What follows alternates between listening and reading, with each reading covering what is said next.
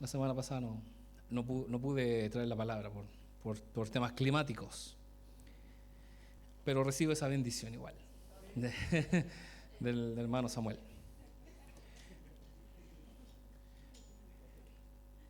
Y damos gracias al Señor porque el Señor cumple. El tiempo en que debe llover, en que debe así cumplirse la Escritura, y es bueno.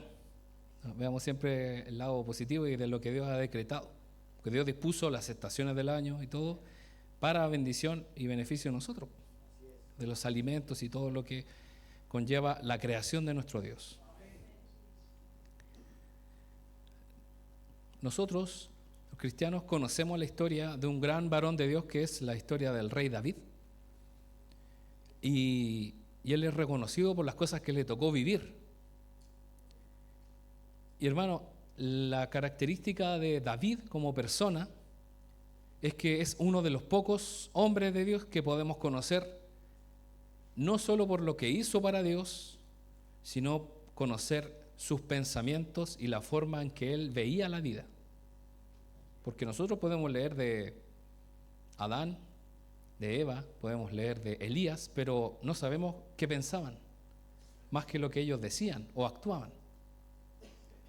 Es distinto ver la biografía de un héroe de la patria a leer sus pensamientos en un libro o lo que él pensaba. Es muy distinto.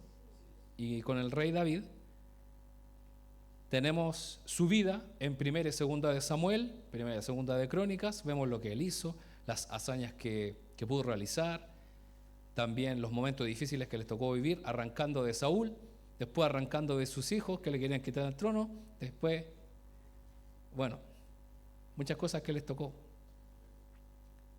Pero tenemos los pensamientos, la vida de David, en lo que él creía en los salmos. Y eso es algo valioso para nosotros, es un tesoro. Otro varón de Dios, que no vamos a hablar hoy día, pero también tiene las mismas características, es el apóstol Pablo. Porque no solamente vimos lo que hizo, sino que cómo él pensaba. David es el autor reconocido de cerca de 75 salmos. ¿Cuántos son todos los salmos? 150. ¿Cómo están las matemáticas? La mitad. La mitad. Si usted lee en las escrituras ve que al inicio de cada salmo dice Salmo de David y así. Algunos no aparece nada. Eso quiere decir que el autor es anónimo, nadie sabe quién lo escribió. O aparecen los hijos de Coré, algunos salmistas distintos, Asaf, por ejemplo, e incluso Moisés, como dice el pastor. En los salmos se reconocen 73 con el nombre de David, pero hay 2 reconocidos en el Nuevo Testamento. El Salmo 2 es de David, eso lo vamos a ver rápidamente ahora, ¿no? Hechos 4:25, si lo pudiera colocar. Ahí el autor de Hechos, que es nuestro hermano Lucas, hace mucho tiempo tú hablaste por el Espíritu mediante nuestro antepasado David, tu siervo, y dijiste, ¿por qué están tan enojadas las naciones? ¿Por qué perdieron el tiempo en planes inútiles? Y este es el Salmo 2. Entonces, Lucas le da la autoría a David. Y tenemos el Salmo 95 que aparece en Hebreos 4:7, que también se le da la autoría a David. Hebreos capítulo 4, versículo 7. ¿Hicieron entrar los 2 discípulos? No es Hebreos. Hebreos 4:7.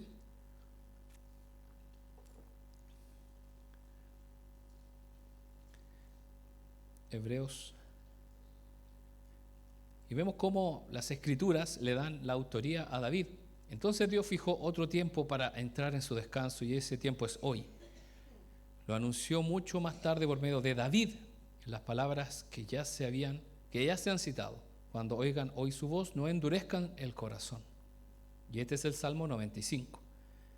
Entonces 73 más 2, 75 salmos que son de David. Bastantes, ¿o no? Mucho. Salmos nos enseña sabiduría para nuestras decisiones. Se conoce el libro de Proverbios como el libro de sabiduría, el libro de Eclesiastés como un libro de sabiduría para la vida diaria, pero Salmos también lo es. Porque David fue el papá del que escribió Proverbios. ¿Y acaso esa sabiduría no fue pasando? Y si usted lee aún más las Escrituras, se va a dar cuenta que muchos salmos parecen que fueran proverbios, porque son tomados, tienen la misma línea. Y yo muchas veces me he encontrado buscando ciertos proverbios y no los puedo encontrar poniendo proverbios y están en los salmos. Bueno, y otros más en Job, porque están juntos esos libros. Y nos dan sabiduría. Por eso, hermano, no debemos despreciar los salmos. Son canciones. Es algo muy importante para nuestras vidas. Son declaraciones poderosas que fortalecen nuestra fe cuando entendemos su trasfondo, porque fueron escritas en momentos de dificultad, en momentos de alegría, en momentos de gozo. Y hoy vamos a ver uno de los salmos de David, que es el Salmo 53. Un salmo donde David declara cómo él conoce a Dios, cómo él se relaciona con Dios, cómo es su mirada del mundo. Salmo 53, 1 dice: solo los necios dicen en su corazón, no hay Dios. Ellos son corruptos y sus acciones son malas. No hay ni uno que haga lo bueno. ¿Cómo comienza David este salmo? Comienza diciendo que hay personas necias. Así como lo hay sabios, en la palabra de Dios habla de los sabios, de los que actúan bien, de los que toman buenas decisiones, pero también habla de los necios. Como así como hay necios, hay personas que son sabios y personas que les falta el entendimiento. ¿Y usted sabe lo que significa ser un necio? Quizá es una palabra más antigua, pero es una persona ignorante, el que no sabe lo que debía o podía saber. Un falto de inteligencia o razón, eso es un necio. Y quiero detenerme en lo que podría o debía saber. Un cristiano, yo creo que debe conocer las Escrituras, o podría saberlas, pero quizás por distintos motivos, por distintas cosas, ignoramos. Pero ahí está el énfasis, en que está nuestra parte hacer un esfuerzo y buscar más de Dios en la palabra. La primera parte dice: solo los necios dicen en su corazón, no hay Dios. Y esta frase, hermano, no es caprichosa, no la hace a la ligera.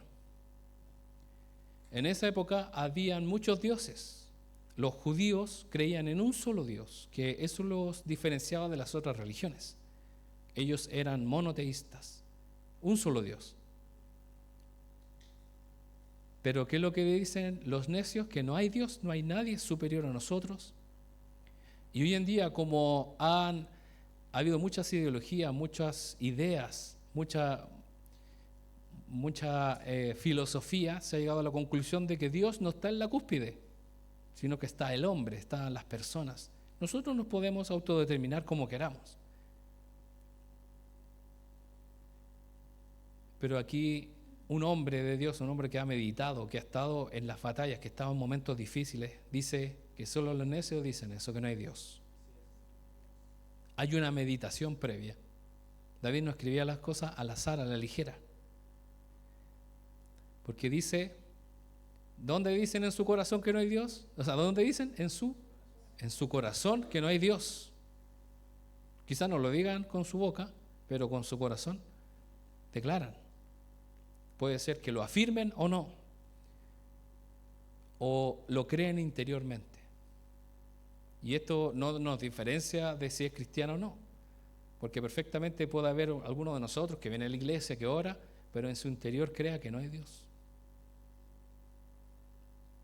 porque actuamos de acuerdo a lo que nosotros creemos de acuerdo, pero no de acuerdo a lo que dice la palabra y de que realmente hay un Dios. Porque ¿acaso el hecho de saber que hay un Dios no lo frena a usted de hacer el mal? Pero no por miedo. No debería ser por miedo, por temor a un castigo, porque Dios no es Zeus. Zeus tira rayos. Entonces, si usted se porta mal, no es que le haya un rayo. Dios envía avispas, como dice nuestro hermano Juan Luis Guerra. No. Dios nos observa para ver nuestro comportamiento, pero también para ver si le tenemos reverencia y respeto. O sea, yo me freno de hacer el mal por amor a mi Dios y por amor a quienes me rodean.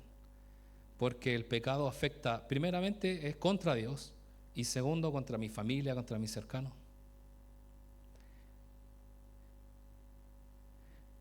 ¿Y cómo sé yo que alguien es cristiano o que busca a Dios? Es porque lo cree en su corazón y eso hace que lo viva, sea realmente un hijo de Dios. Y ahí en la parte B del versículo dice que ellos son corruptos y sus acciones son malas. No hay ni uno que haga lo bueno de los que no creen en Dios.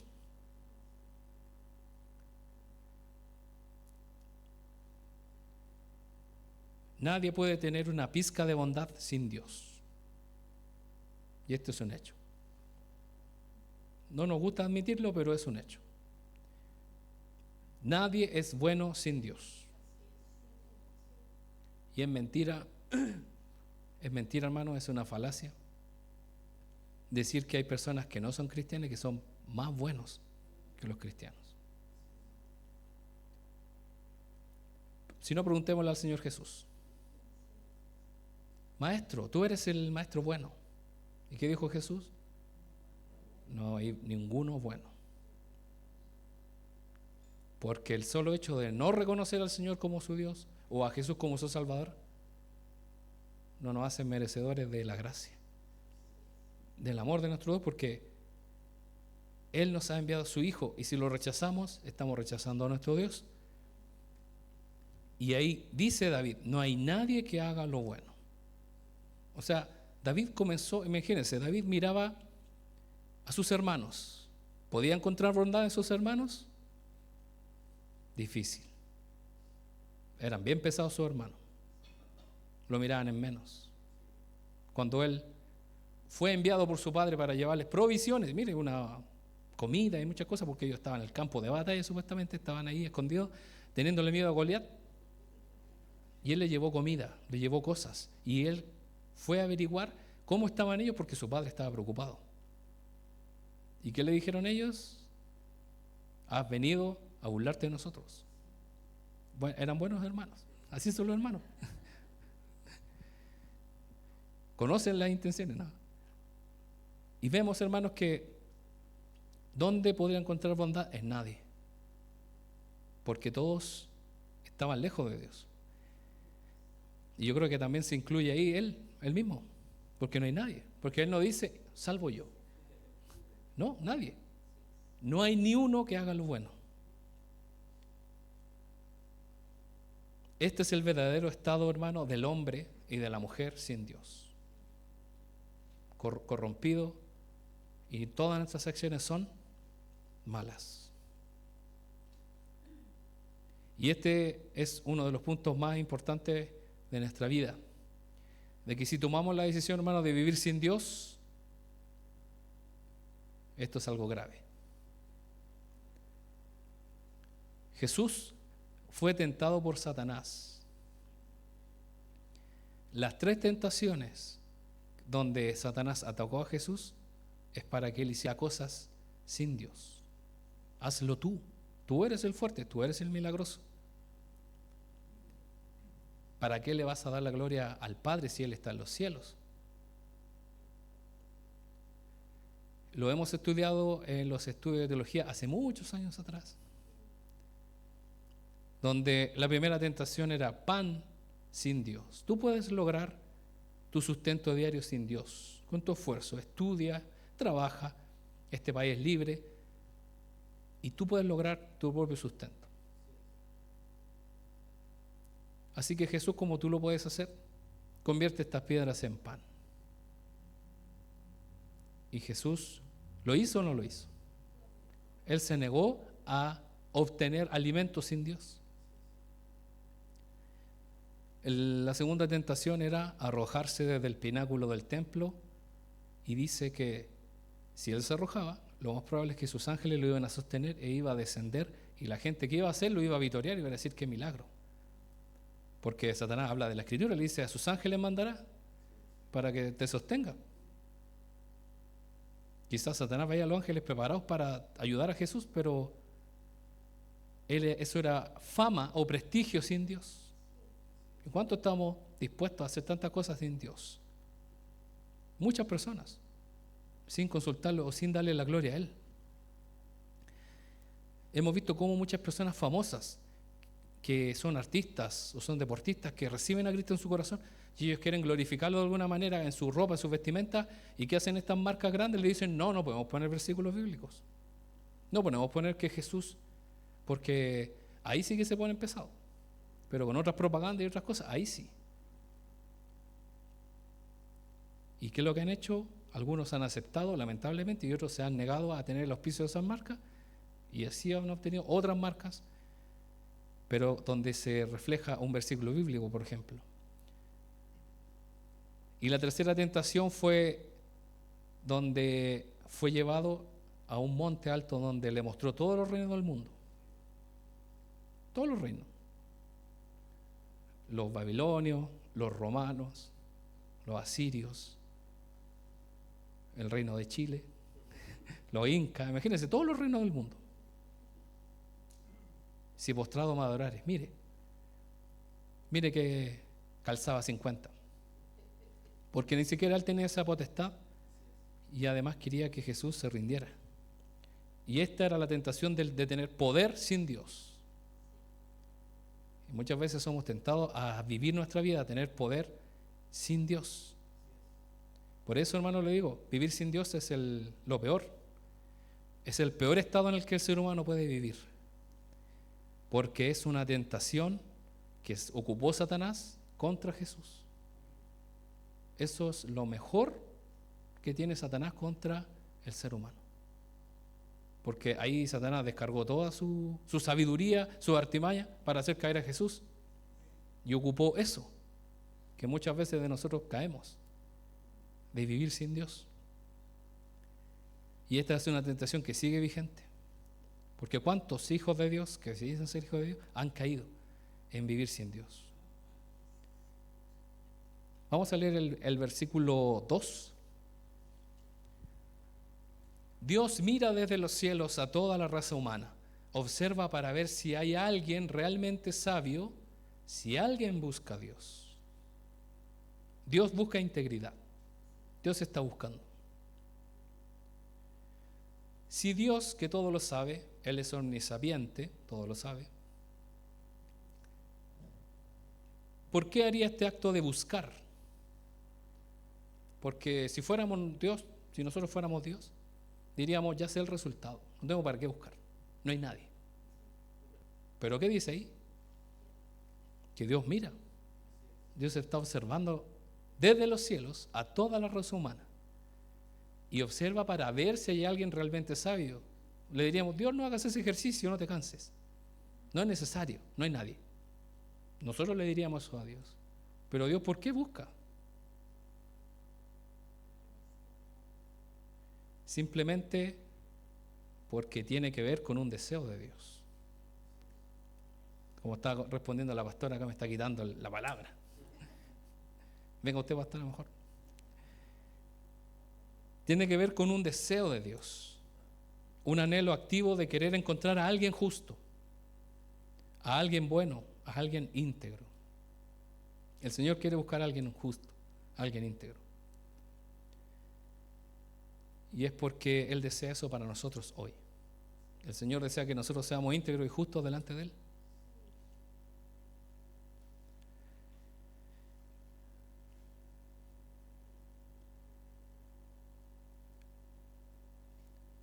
Nuestra hermana Javiera, creo que fue, habló acerca de cuando Abraham intercede por Lot. Abraham intercede, se pone ahí en medio. Esa es la intercesión. Dios venía con una espada. Hemos estado estudiando los martes, el poder de la espada es el juicio de Dios. Entonces, Dios sacó su espada e iba a destruir Sodoma y Gomorra. Entonces, ¿quién se pone en medio? Abraham. Donde 3 ángeles de Dios descienden, uno se queda conversando con Abraham y los otros 2 van a Sodoma y Gomorra a hacer el trabajo de destruir esa tierra.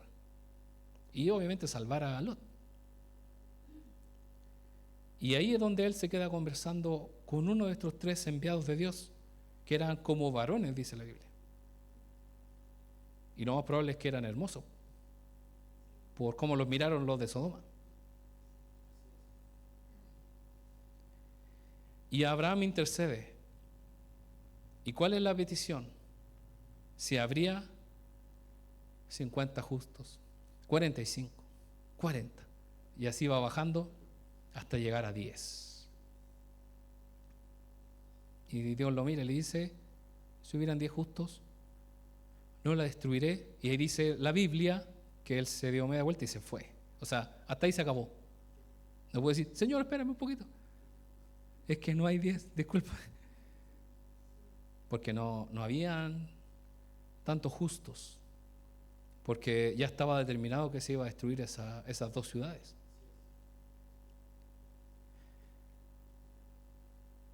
Vamos a leer lo que dice Génesis 18.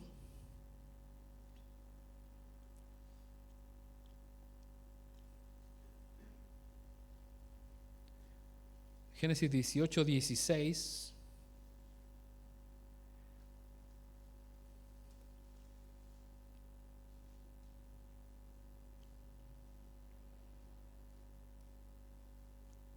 Al 33. Vamos a leer, dice, después de haber comido, los hombres se levantaron y miraron hacia Sodoma.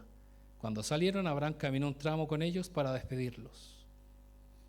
Ocultaré mis planes a Abraham, dijo el Señor. Pues Abraham sin duda llegará a formar una nación grande y poderosa, y todas las naciones de la tierra serán bendecidas por medio de él. Yo lo escogí a fin de que él ordene a sus hijos y a sus familias que se mantengan en el camino del Señor, haciendo lo que es correcto y justo. Entonces yo haré por Abraham todo lo que he prometido. Así que el Señor le dijo a Abraham, he oído un gran clamor desde Sodoma y Gomorra, porque su pecado es muy grave. Bajaré para ver si sus acciones son tan perversas como he oído. Si no es así, quiero saberlo.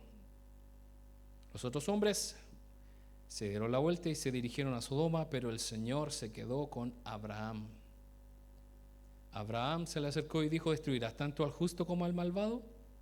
Supongamos que encuentras 50 personas justas en la ciudad y aún así la destruirás y no la perdonarás por causa de los justos. Seguro que tú no harías semejante cosa, destruir al justo junto con el malvado, pues estarías tratando al justo y al malvado exactamente de la misma manera. Sin duda tú no harías eso. ¿Acaso el juez de toda la tierra no haría lo que es correcto?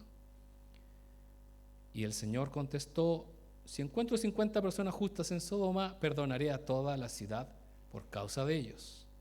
Entonces Abraham volvió a hablar, ya que he comenzado, permíteme decir algo más a mi Señor, aunque no soy más que polvo y cenizas.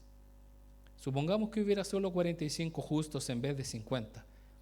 ¿Destruirás toda la ciudad, aunque falten 5? Y el Señor le dijo, no la destruiré si encuentro 45 justos allí. Entonces Abraham insistió en su petición, supongamos que hubiera solamente 40. El Señor le contestó, no la destruiré por causa de esos 40. Abraham, ¿quiere llegar al punto? No, sigamos. Por favor, no te enojes, mi Señor, rogó Abraham, permíteme seguir hablando. Supongamos que se encontraran solamente 30 justos. El Señor le contestó, no la destruiré si encuentro 30. Entonces Abraham dijo, dado que me he atrevido a hablar al Señor, dale con lo mismo, Abraham. Nosotros diríamos eso, pero Dios le tuvo mucha paciencia, como también lo menciona Javiera. Permíteme continuar, supongamos que hay solamente 20. Y el Señor le contestó, entonces no la destruiré por causa de esos 20. Finalmente Abraham dijo, Señor, por favor, no te enojes conmigo si hablo una vez más, y si hubiera tan solo 10, Y el Señor contestó, entonces no la destruiré por causa de esos 10. Cuando el Señor terminó la conversación con Abraham, siguió su camino y Abraham regresó a su carpa. Vimos que descendieron 3 ángeles y uno se quedó hablando y dice que era el Señor. ¿O no? Hay muchos eruditos que dicen que estos 3 hombres eran la Trinidad, literalmente presentada ahí.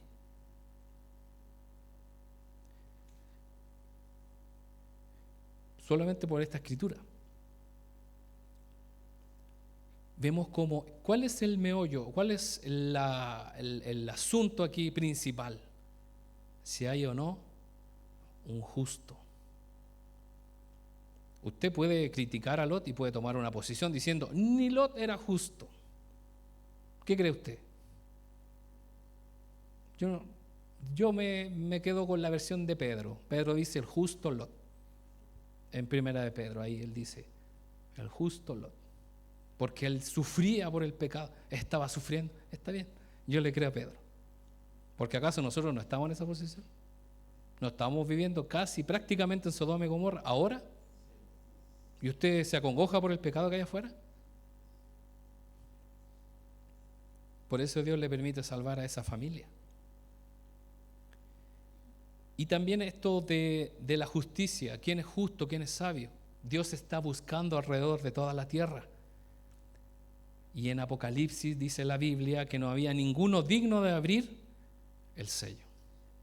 Imagínense, ni en la tierra había ningún justo y en los cielos no había nadie digno. A ella es otra categoría. Porque una cosa es ser justo y otra cosa es ser digno. Es algo aún mayor. Porque podríamos decir que en los cielos hay millones de justos, que son los ángeles, los seres de Dios que ha creado, que son justos, son obedientes a Dios. Pero ninguno de ellos podía abrir un sello que era especial, que solamente había uno digno, que era Jesús, el único digno de abrir ese sello. Eso, para que lo anote, está en Apocalipsis 5, del 1 al 5, lo vamos a leer por tiempo.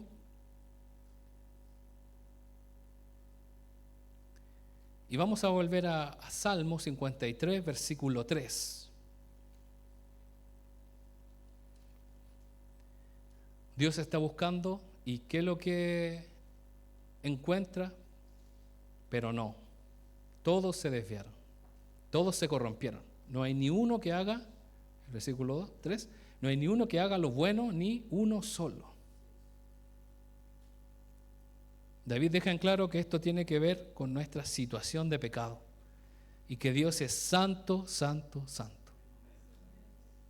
No hay nadie justo porque sí, Él es el único.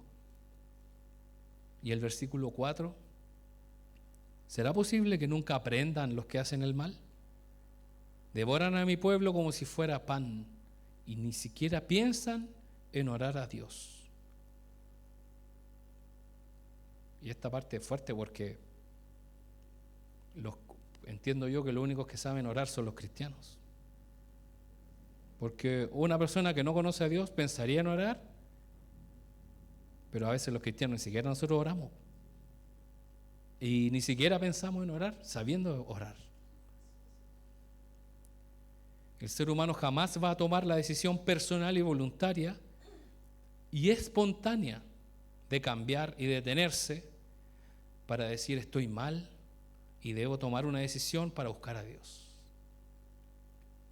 Eso no va a pasar a menos que nos ocurra algo fuerte, algo que nos lleve a recapacitar. Porque a todos nosotros nos ha pasado que vivimos nuestra vida felices, avanzamos, hacemos muchas cosas, tomamos decisiones y de repente nos pegamos un fuerte golpe, algo nos pasa y nos preguntamos, ¿qué estoy haciendo? Y eso se le llama un punto de inflexión.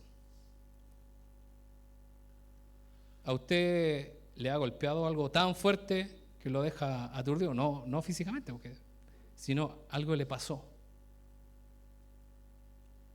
¿Qué hice mal? Y ahí es donde nos preguntamos, si yo creo en Dios, si mi vida está en la mano de Dios, ¿por qué Dios permitió eso? Hay un porqué y ahí comenzamos a preguntarnos.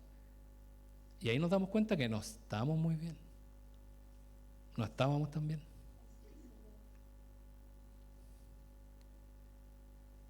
Y es bueno recapacitar. Y finalmente los versículos 5 y 6 nos hablan de las consecuencias. El terror se apoderará de ellos, un terror como nunca habían conocido. Dios esparcirá los huesos de tus enemigos, los avergonzará porque Dios los ha rechazado. ¿Quién vendrá del monte Sión para rescatar a Israel? Cuando Dios restaure a su pueblo, Jacob gritará de alegría e Israel se gozará. El versículo 5 dice que quienes viven sin Dios van a tener pésimas consecuencias, terribles. Y este verso habla sobre el terror que sobrevendrá a los enemigos de Dios. Será algo terrible, ya sea consecuencia de su propio pecado y también por obra de la justicia activa de Dios. Dios va a decretar justicia y quienes están lejos de Dios van a sufrir ese castigo. Y este es el fin inevitable, hermanos, de los que están alejados de Dios.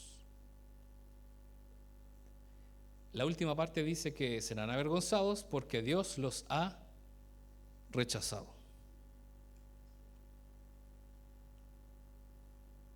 Serán rechazados por Dios y ante eso no hay nada que hacer. ¿A quién le puede pedir ayuda si Dios lo rechazó?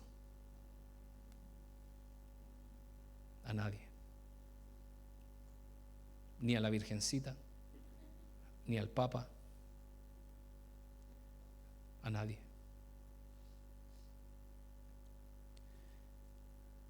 Dios ha sido rechazado por la gente a través de todos los siglos. Y hasta el día de hoy muchas personas lo siguen rechazando. Pero va a llegar un momento en que Dios los va a rechazar a ellos. Y ahí va a ser terrible porque no hay vuelta atrás.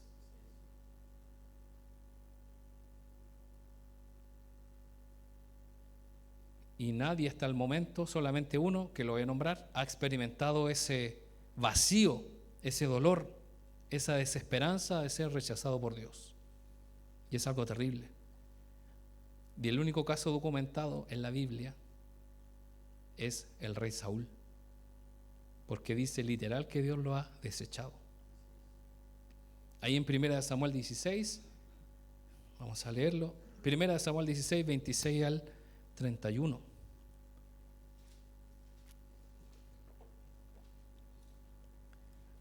Primera de Samuel 16,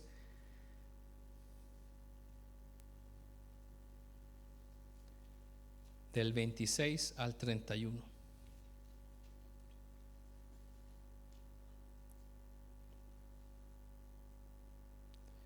Saúl no solamente cometió un pecado, una falta que lo llevó a la destrucción. Saúl fue cometiendo muchos errores, muchas faltas, muchas cosas que lo fueron alejando de Dios y que finalmente lo llevaron a cometer uno de los grandes errores.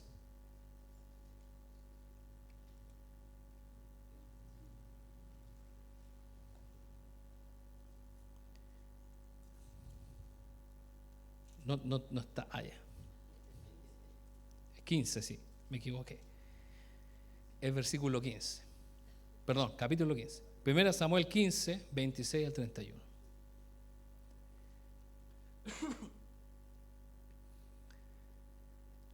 Recordemos que Samuel era el profeta en aquella época, pero Samuel respondió y está hablando con Saúl: no volveré contigo, ya que tú rechazaste el mandato del Señor, Él te ha rechazado como rey de Israel. Cuando Samuel se dio vuelta para irse, Saúl trató de detenerlo y rasgó el borde de su túnica. Entonces Samuel le dijo: hoy el Señor te ha arrancado el reino de Israel y se lo ha dado a otro, a uno que es mejor que tú, que fuerte. Se sintió como se rompió el corazón de Saúl. Y aquel que es la gloria de Israel no mentirá ni cambiará de parecer, porque no es humano para que cambie de parecer. Entonces Saúl volvió a implorar: sé que he pecado, pero al menos te ruego que me honres ante los ancianos de mi pueblo y ante Israel al volver conmigo para que adore al Señor tu Dios. Entonces Samuel por fin accedió y regresó con él, y Saúl adoró al Señor. Corazón de abuelita Samuel. Bueno, Saúl era un hombre que sobrepasaba a todos los ejércitos en su altura. Entonces me imagino que igual ese forcejeo no fue más o menos agradable, porque dice que le rompió la túnica a Samuel. Pero este rey fue rechazado, desechado por Dios, luego de que él lo rechazara en múltiples ocasiones. Y después de esto, hermano, su decadencia fue total, porque si usted sigue leyendo, ¿dónde terminó él? Yendo a una medium, a una bruja, para que le dijera qué es lo que tenía que hacer, porque Dios ya no le respondía. Y en el versículo 30, ¿qué era lo que más le importaba a Saúl? Al menos te ruego que me honres ante los ancianos. No quiero volver solo. Acompáñame para que por lo menos la gente vea que yo todavía estoy con Dios y lo adore frente a los demás. No me saques de mi puesto todavía. A Saúl le importaba más la opinión de la gente que la opinión de Dios, de lo que Dios pensaba de él. Él tenía una fuerte carga sobre él. Lamentablemente no hubo vuelta atrás, y esta es la consecuencia de los que viven alejados de Dios sin consultar ni obedecer sus mandamientos. Y finalmente, hermano, el versículo 6 del Salmo 53 habla de una esperanza, de que vendrá nuestro Salvador, el que nos salvará del pecado. Y Dios ya nos ha salvado del pecado porque ha enviado a su Hijo. En la época de David, cuando él escribe este salmo, no había llegado Cristo, no había llegado el Mesías, y él tiene una esperanza. Pero debemos leer los salmos con esta esperanza ya activa, porque ya el Señor Jesús murió en la cruz y ya nos entregó ese perdón. Vendrá nuestro Salvador, dice. ¿Quién vendrá del monte Sión para rescatar a Israel? Cuando Dios restaure a su pueblo, Jacob gritará de alegría e Israel se gozará. Dios salvará a su iglesia de los enemigos de ella. Y aquí hay un gran contraste en este salmo. Los corazones endurecidos por el pecado, que no quieren honrar a Dios, y por otro lado, la fe de los santos y su esperanza en Jesús para ser liberados del pecado. Y esa es la diferencia, porque en Él somos llamados justos. Y ahí Dios puede mirar y decir, allá están los justos, los hijos de Dios. Jesús es el Salvador. Jesús significa, su nombre, Jesús significa Dios salva. Literalmente Dios salva. Y este salmo, hermano, nos habla de lo que nosotros podemos pensar de Dios, sino que habla de lo que Él piensa de nosotros. Y eso nos afecta en forma definitiva y eterna. El problema no es de Dios. Dios no tiene un problema. El problema lo tenemos nosotros. David deja en evidencia que el gran problema es nuestro pecado. Y ese actuar, vivimos como si Dios no existiera. Comienza diciendo, el necio dice que no hay Dios. Y hermano, aún es tiempo de volver. Aún es tiempo de buscar a Dios, de volver al Señor y clamar por ese perdón que todos nosotros necesitamos.